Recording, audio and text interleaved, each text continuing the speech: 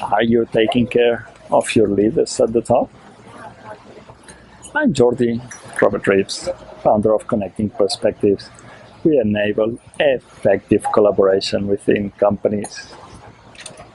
So let's go back to our question. Are you taking care of your leaders at the top? How are you grooming them?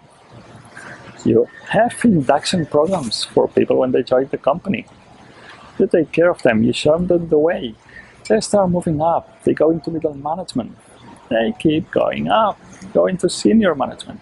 And they start feeling lonely. There's less people around them. There's no safety net. And they get to the very top.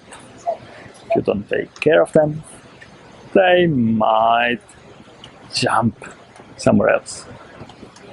What can you do to enable them to retain the talent even when they reach the very top, the pinnacle? I look forward to hearing your comments. And as usual, I'll summarize them here in a few days.